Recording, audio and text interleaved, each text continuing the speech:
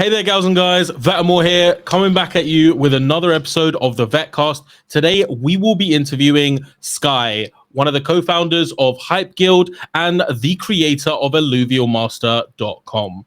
How's it going, Sky? It's going well. How are you doing, Vet? I'm doing good. I wanted to bring you on here today so that you can share with the community a bit about sort of your journey into this space, because obviously you're involved in both a guild, but like you're also building a website, you're building quite a lot of things. But I wanted to get to know you a little bit first. So how did you get into crypto?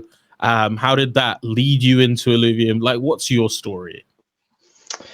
So my story is kind of interesting, actually. I found Illuvium back in probably October, November last year, and then I kind of put it on a shelf because I was like, oh, that's a really cool game. It was the only game in the kind of crypto space that interested me, but I wasn't really into crypto at that time, and I was like, okay, that game looks really cool. It looks like it's going to still take a little bit to develop and whatnot. So it's like, okay, I'm going to put it aside and then maybe come back to it in 6 months or whatever when it looks like it's closer to being done. And then probably around January this year, 2022, I kind of realized that crypto really wasn't going away and I should probably know a little bit more about the technology.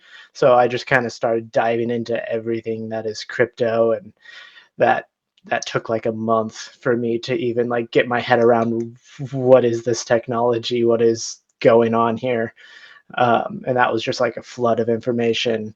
And then probably near the end of February, March this year is when I refound Illuvium, and I was like, oh, this project, I remember it. It was that really the only one that looked like an actual game. Okay.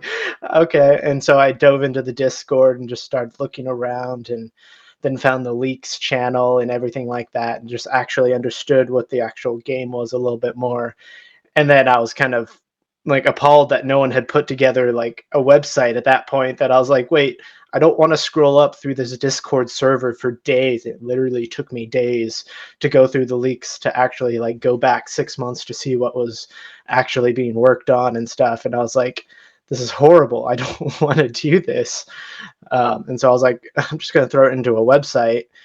And at that time, I was like, oh, this new upcoming project, it doesn't have any website. And my mind, I'm a League of Legends player, TFT, that kind of thing. And so my mind immediately went to, there's no like lol.gs or Morbalytics or any site like that. And I know how to make websites. I could probably throw something together kind of long term. That was my thought about it. But for now, I was just like, I just want all the leaks up on a website and maybe some tools and stuff like that. And so your experience before crypto is very much like website oriented. Mm-hmm. Yeah. I'm a web developer, full stack web developer as profession, and so I work on tools and stuff for the company I work for and stuff like that. So I'm very familiar with that kind of concept, mostly around tools. And like at my day job, I work on internal tools for my company to just kind of like, if they have a problem or they need something sped up and they want a button that makes all the stuff automated, I create those buttons, I create those tools and stuff like that. And so, yeah, I'm familiar with that kind of stuff. And I've actually like played around with the Riot API and created websites like lol.gs and like match histories and things like that just for fun, because I always like staying up to date with newer technology. And with like web development, there's always a new framework, there's always a new language to learn and stuff like that. So I usually try to stay up to date with the latest technology. Now, I'm pretty new to just like the web dev space. So when you say that you just like messed around with the Riot API and sort of created your own interface, essentially, so are you saying that like Riot basically have a publicly accessible like code or access to internal statistics and stuff like that anyone can then just create sort of secondary features for that? And is that what Illuvium will eventually have? Like, how does all of that work? So I don't know where Illuvium is on like creating that API, but most companies have a public API where what they do is they give you like a dev key.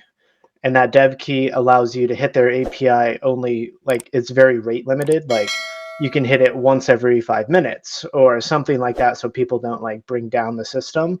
And then there's usually an approval, like you have to get approved by the company, so you set in your request of what you want to build, maybe a demo of like what you've built using the demo key, using all their information.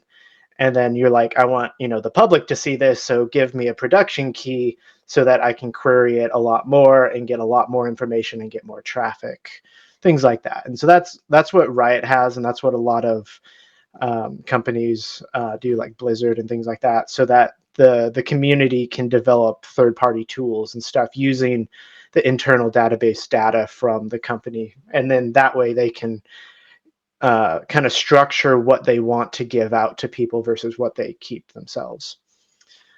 So like I just had the dev key. I never got the production key, so I never like made my site go public, because I went through the production, like asking for Riot for the production key, and I never even got a response or anything. So I was like, okay, move on.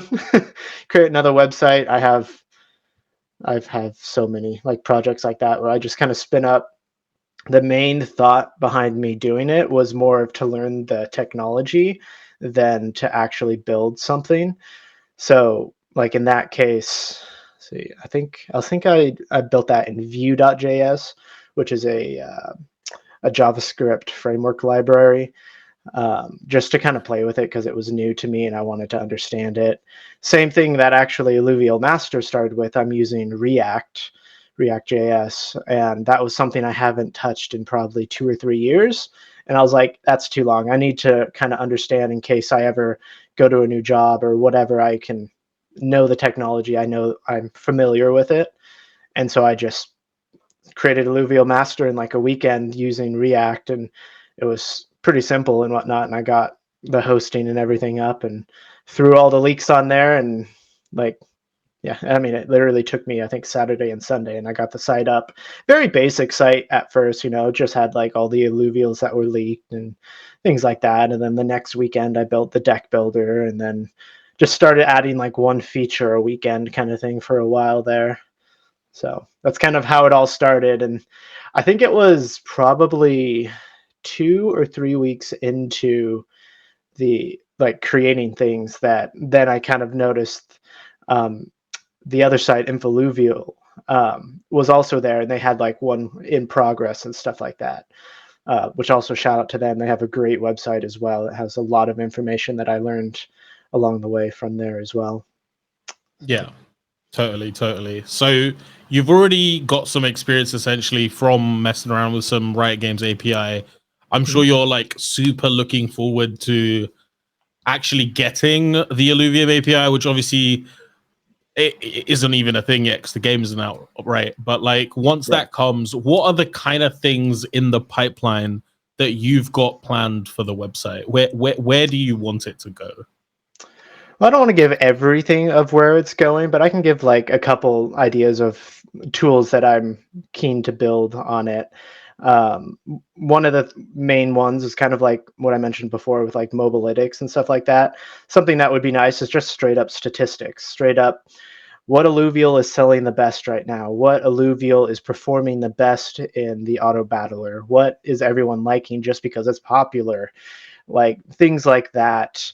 So an API, frankly, you can use the blockchain and you'll probably be able to get a lot of information just off of the blockchain itself rather than using an API for some of that. But of course, it has to actually be on the blockchain first, so it's still not available there.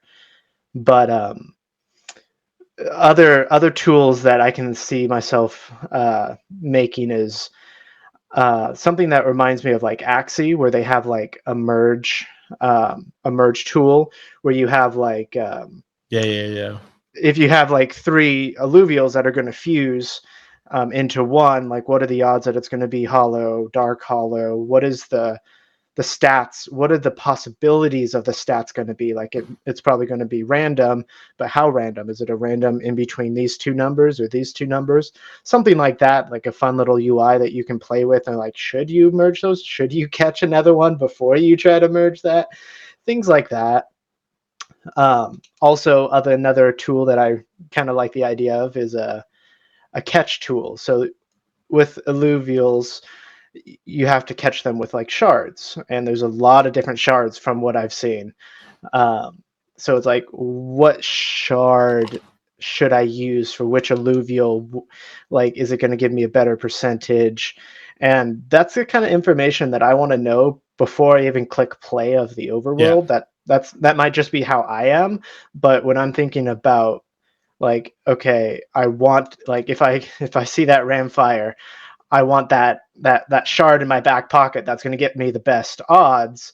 Okay, what shard is that? And having like a database where I can just go and click, kind of like the old Pokemon Go calculator I used to use of like, all right, select the alluvial, select the Pokeball, select the level. Okay, this is the percent chance of you actually catching it. You should use this ball over that ball with this berry or whatever it is.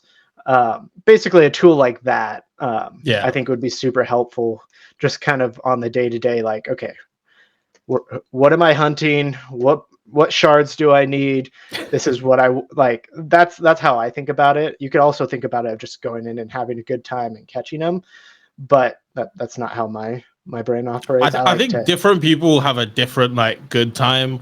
A lot of players might just like to just jump in and not look at any of that. Personally, I'm very much like you, a nerd analysis. I played a bit of Axie Infinity. I bought like a few Axies, but then as soon as I started playing, I was like, shit, there's a lot of maths here. There's a lot of like strategy going on behind the scenes. So I spent like a week just sort of doing the maths behind the game and then like planning out the strategy to then play like at maximum efficiency, basically. And that's the kind of thing that I think there's a huge market for, especially for the people trying to be a bit more competitive, especially like the breeders and different stuff. And I actually did some research back in the day for, because Axie Infinity had very similar stuff to like the breeding thing, and they had like like sort of saying what price you could sell an Axie for. Like you're gonna sell it quick at this price. You're more likely to like sell it within a week, or like this price is like a bit too mad, but like maybe it sells eventually for this price. Kind of like calculated stuff. But what I noticed was, I think they had like 100,000 people worth of traffic, either like daily or like just per month at their peak of this website. And I realized like they had like millions of players in Axie Infinity, but because most of them weren't owners of assets, they were just like scholars. People weren't like, most of the scholars weren't using these websites because they were just playing. They weren't actually analyzing or owning any assets. Whereas in Illuvium, pretty much everybody is an asset owner. So I think there's going to be an even bigger demand for tools like this, and for access to this kind of data. Have you looked into that at all? Oh yeah, definitely. I've crunched a lot of numbers on like who would actually use the website. What are the different users? What are tools that they're going to use? What is the casual overworld player going to want to know statistically? What is the auto battler person looking for? What are those stats? What are they going to look for? Like being able to like connect your wallet and then be like this is something I did with Pokemon Go, where it was like, here's your Pokemon. It's 95% perfect Pokemon and things like that. So being able to like hook that up with a system that then you can like see, these are the base stats of what all alluvials are or whatever, and here's yours. Yours is pretty good or whatever, and that kind of like statistics of like the Leviathan arena and things like that, where people are really going to want the best of the best. And how can you prove that you have the best of the best? Well, let's make some tools that make that easy and people go to on a regular basis and things like that. So yeah, I've definitely put a lot of thought into different tools, and I don't want to share all the tools that I have, but I have 15 to like 20 of them in my backlog that, granted, a lot of them need either the game to be live or an API or something. Like I need to be able to query the blockchain data. I need to be able to query Illuvium's API to be able to test my theories and get the statistics and then present it in, like, the UI is the easiest thing of just like presenting it into a table or something for someone to see, to make it accessible. Yeah, definitely. I was literally just thinking about what are actually the different kinds of players in Illuvium, and there literally every single type of player that will be playing Illuvium, especially tier 1 and above, whether you're the kind of person that just wants to go and play Overworld and just collect alluvials, whether you're the person that just loves crafting things and all the economics behind that and trying to get the best items and like creating them, or whether you're like the hardcore person that just wants to get better at the auto battler and play that, all of these people like need tools like this. And even just the people that want to play free to play, can't afford to pay to play, they still need tools like this, because they might want to play some of the, you know, the free tournaments that give them a chance to like get a boost into the paid side, and actually, you know, get into that side of things just from like skill. They'd also want to be using these tools. It really is a big ecosystem for every type of player. Yeah, definitely. I definitely know, even for the people who just want to do the free tier, like once they get a taste of it, they'll be like, okay, what is the minimum amount I can spend? And then just like, okay, what alluvial can I go find with the least amount of money, and then flip it, and then go find a bigger one, and then flip it again. And like if it was me, I would be doing all the research on figuring out, okay, if I just spend enough money to go into the overworld once with this shard, get these alluvials, and then flip it and try to, you know, hunt and find the spawn rates and find like they're Grind going your to way be the up. most they're going to be the most optimized for like doing that, because they're probably just wanting to flip and trade up and then make a deck in the end. And like maybe it's another tool that I've thought about is like the deck prices. Like you see a lot of like Magic the Gathering. Whenever I want to play a new deck on Magic the Gathering, I always like look up, okay, what are the top decks? Okay, do I have a lot of those cards? Okay, what ones am I missing? How much money is this deck if I just want to buy it outright? Okay, and then I like change it up to kind of put my own personalization onto it or whatever. But like my first thought is always go research it first. Do your own research. Look it up, figure out how much it's going to cost, and then do it. And so having tools like that is like my bread and butter. Like I'm such a horrible TFT player, but with Mobalytics, like I can pass as like, oh, he knows the comps. No, I have a site that does that for me. I'm just rolling the dice with TFT to see if I actually get it. So when people in crypto say that you should do your own research first, what you're trying to say is they should come to you when it comes to exactly. Should come to me first, look up what they need to do, and then spend all their money on Illuvium. And and then obviously you made the website first. And how has that sort of led you into becoming the co-founder of the Hype Guild? What kind of led you guys to create that? And, you know, what is the vision behind that? Sure. So I created the site just with the leaks in mind, but then I kind of started morphing my thoughts more towards the statistics and Mobalytics kind of idea. And that kind of led me to find like what is the best guilds that have like the pros, pro players, pro people that are actually like thinking about this. And that kind of led me to a couple guilds. I started getting to know just like the community around that, and that was kind of the perfect feedback loop for me, because I showed them the website and they're like, oh, that's great, but that is horrible, so fix that. And so they were basically giving you my player QA feedback. team. Yeah. And so I was able to better my tools and better everything based on the users' feedback and stuff. And so I kind of started just becoming friends with them, and they would give me tips and whatnot. And they're like, hey, I want this tool to like, that's how the team builder on my site worked. Was like, I didn't really think about creating that, but they're like, this would be really good for like helping coach people or understanding the game or whatever. And so I was like, oh, okay, I can build that. And so I threw that together in like a weekend and just kind of started optimizing that tool and things like that. And then there was kind of a lack of leadership at one point with a couple of these guilds. And so I didn't really want to be the guild master, but like there's such a lack of leadership that I was like, okay, I have a website, I can like help with this community. And so I just kind of stepped up. Me and Logos Ether, we just decided, you know, let's form a company, let's let's take charge of this Discord and actually push it in a direction, because there wasn't as strong of leadership. So that's kind of just how that came apart or about.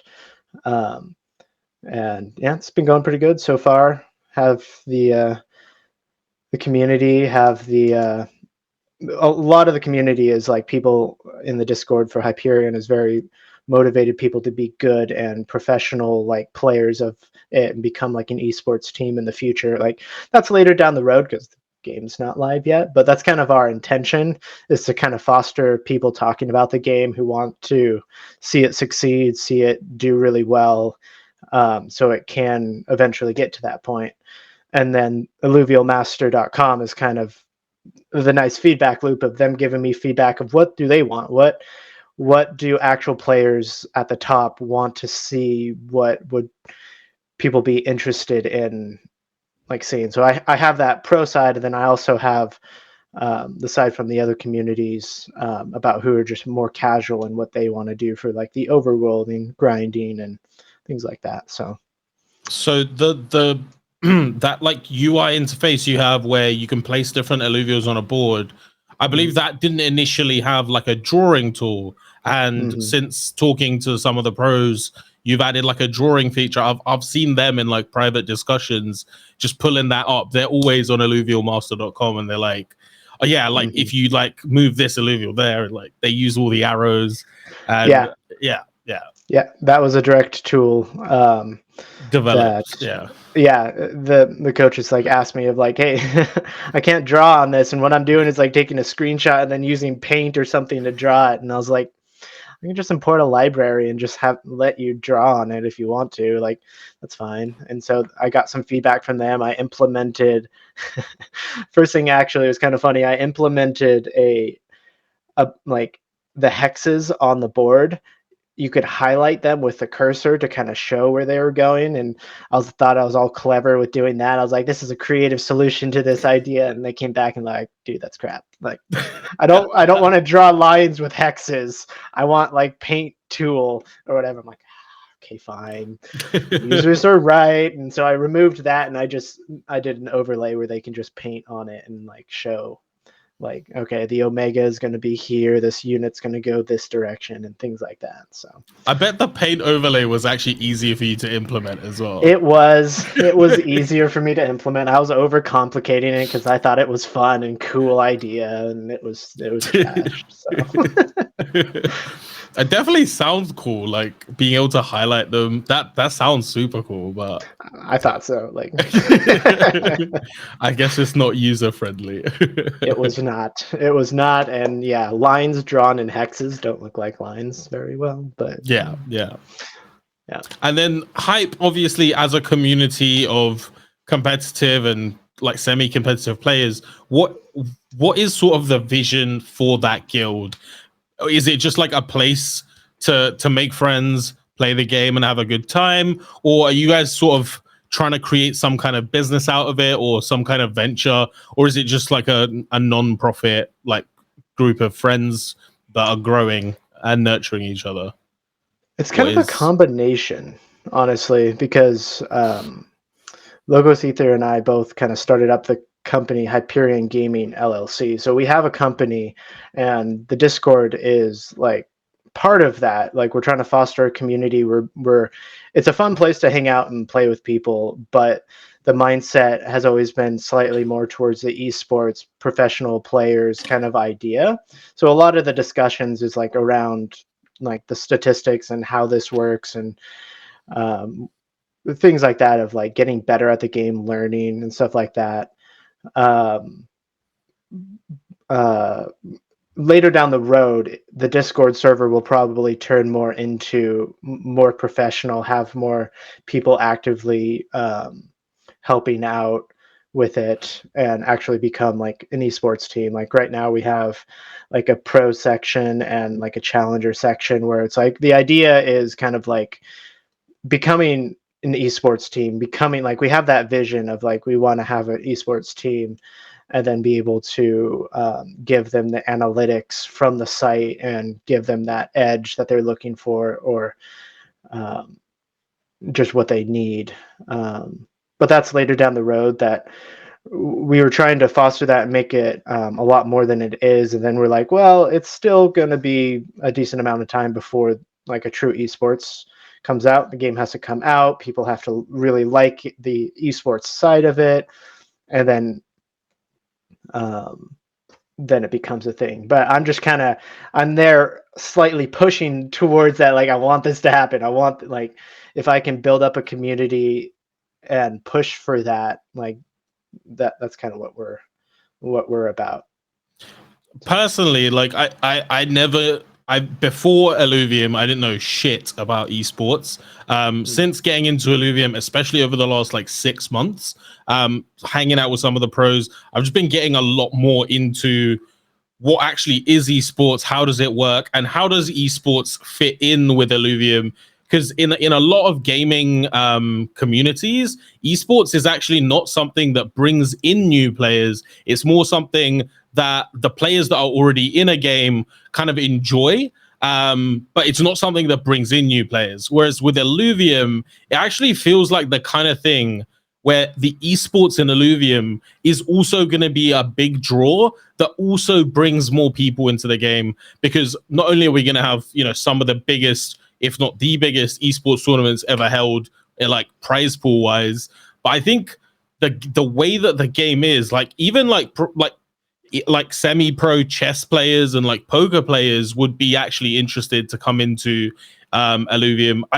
That's just my own little, you know, theory. But when it comes to actual like esport teams, I have pretty much like no knowledge. Like, how does an esport team work? What are the benefits for a like professional player to even be in an esports team? Is it sort of like, if one of them manages to actually score a big prize, they sort of split it between the team, which sort of decreases their variance in the competition?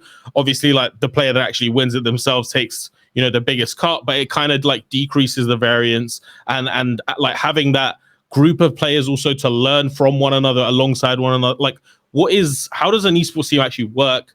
Like, all of that. Like, I don't know. I'm just I've never been part of an esports team or done a ton of research into it.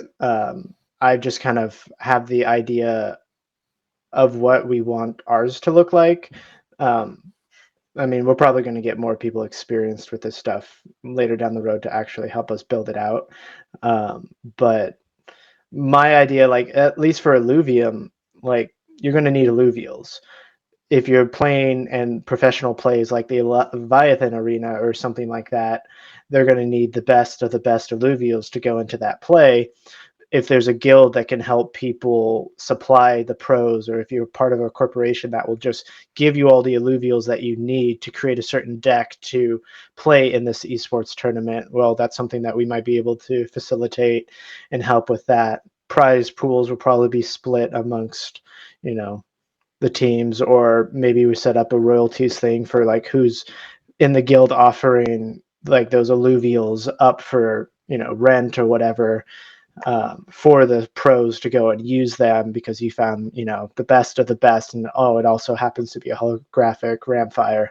Well, that's kind of cool to flex on in like a pro tournament or something like that. So like ideas like that. Also, if there's like conventions or like the tournament is in a physical location, like that's something that if you have an established team that can like pay for you to go, pay for the entry fees, stuff like that. And then also for the players themselves, there's the notoriety of being part of a team, being part of people who are really focused on it, and also creating your own content and things like that. So there's a lot of benefits to it, and I think Illuvium is in a really good spot to like take over that. Like, we need to actually see the finished product of the game. People have to like it and things like that, but it's in a really good spot to take off if everything works out how it's looking like it is, because I've played the game. The game's a lot of fun. Can't wait for PB2. That's going to also be a lot of fun. So...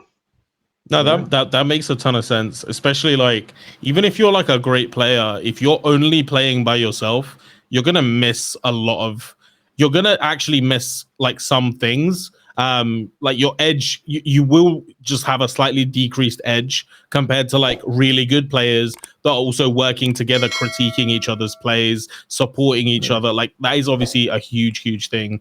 100%. When it comes to Leviathan Arena, though, I like my personal opinion is that like that's actually going to be not the place where most pros play, because it's less of a competitive game. It's a more unbalanced game, just because the stats aren't balanced. So there's a bit more like pay to win, like decrease in skill. Whales trump all kind of vibe to it. Or do you feel that there is going to be a bunch of Leviathan like competitive play as well? I think they'll be both, personally.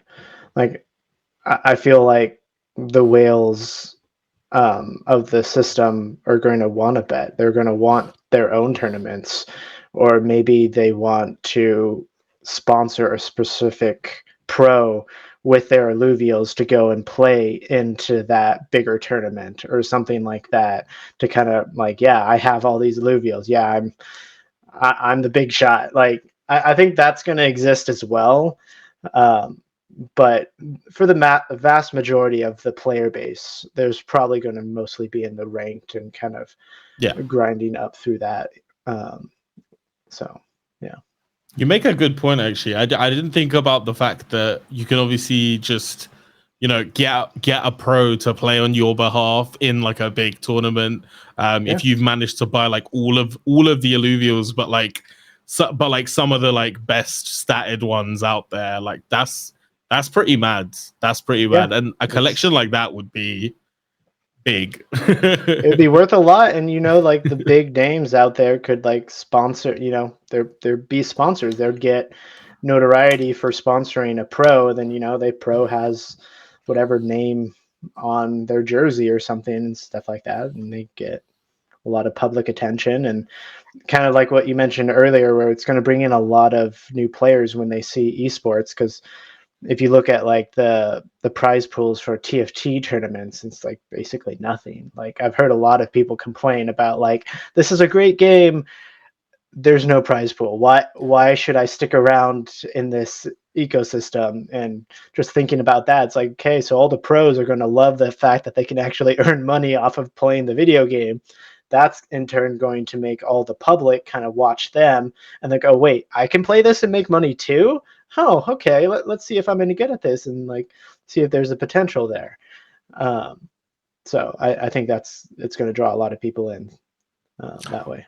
I feel like you just sold me on Leviathan Arena. Like, you just shifted something in my head. I can see it now. Like, Ascendant, normal, ranked, balanced arena is like the accessible place where the underdogs turn up to rival the pros. And then if you manage to ascend, you become a pro player. Maybe you get hired, and you're like, it's almost like the celebrity tournament, like the big name tournament, the Leviathan ones, because it's like it's almost like guild versus Wales. Like their best and like brightest sponsored minds. Like that'll be a great showdown to watch. 100%. Oh yeah, for sure. That'll be big. I feel like we've covered a good amount. We've gone from your beginnings to what's been established and to where you guys are going. What would you like to leave the audience with when it comes to Alluvial Master and Hype? Check them out. It's intended to be a cool place. Check out the game, check out the community. We're just trying to be kind of a chill community that's enjoying the game and pushing the game forward, pushing the esports forward, and just kind of hanging out and having fun. Awesome. Well, if anyone wants to check them out, they will be in the description of this video. I solidly recommend joining the guild. Checking out the website. It's also super useful for a lot of different things. You can also find Sky's Twitter in the description as well. So take care, everybody. Thanks for coming on, Sky. Yeah, no problem.